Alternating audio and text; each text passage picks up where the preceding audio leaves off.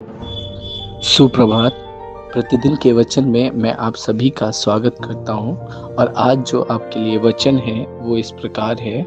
यिर्मयाह अध्याय 31 उसकी आयत नंबर 3।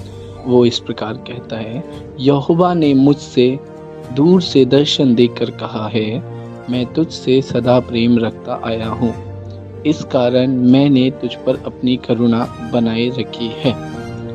प्रियो, आज का इस वचन में यिर्मयाह इस बात को लिख रहा है और यिर्मयाह से परमेश्वर इस बात को कह रहा है। दर्शन देखकर वो यिर्मयाह से बोल रहा है और कह रहा है कि मैं तुझसे सदा प्रेम रखता आया हूँ।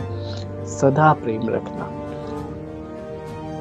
यानी अनंत तक प्रेम रखने की बात परमेश्वर कर रहा है।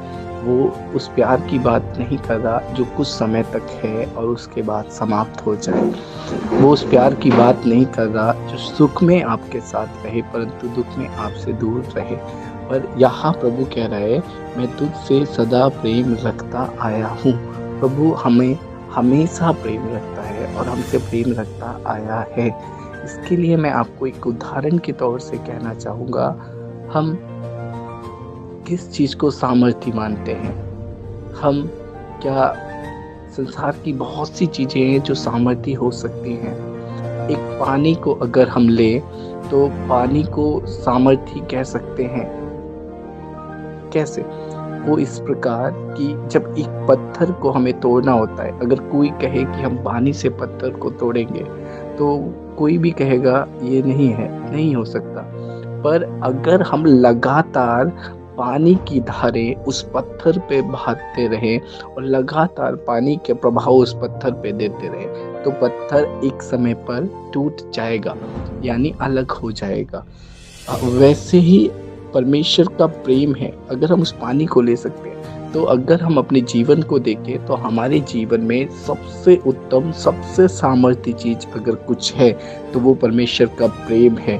अगर हम किसी भी परेशानियों में हैं, किसी भी तकलीफ़ों में हैं, हम कहीं भी क्यों ना हैं, लेकिन अगर हम परमेश्वर के प्रेम में बने रहते हैं, जिस प्रकार प्रभु कह रहा है कि मैं तुझसे प्रेम रखता आया हूँ, तो वो प्रेम हमें इन सारी चीज़ों से, परेशानियों से अलग कर सकता है। वो प्रेम हमें परमेश्वर से जोड़ सकता है।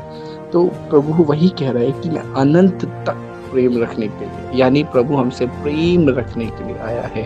तो हमें, मेरे प्रियो, मैं आपको कहना चाहता हूँ कि हमें परमेश्वर से प्रेम रखना है जिस प्रकार प्रभु हमसे प्रेम रखता आया है। और आगे वचन इस प्रकार बोल रहा है, इस कारण मैंने तुझ पर अपनी करुणा बनाए रखी है।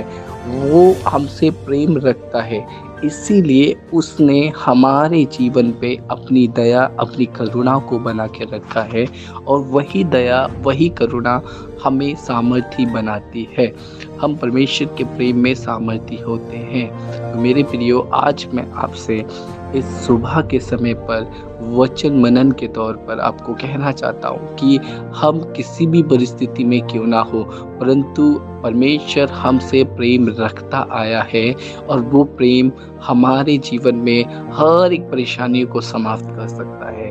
हम कह सकते हैं कि प्रभु कहाँ हैं, लेकिन मैं ये कहना चाहता हूँ प्रभु हमारे साथ है, क्योंकि उसका वचन कहता है कि उसका प्रेम हमारे साथ है, वो हमसे प्रेम रखता आया है।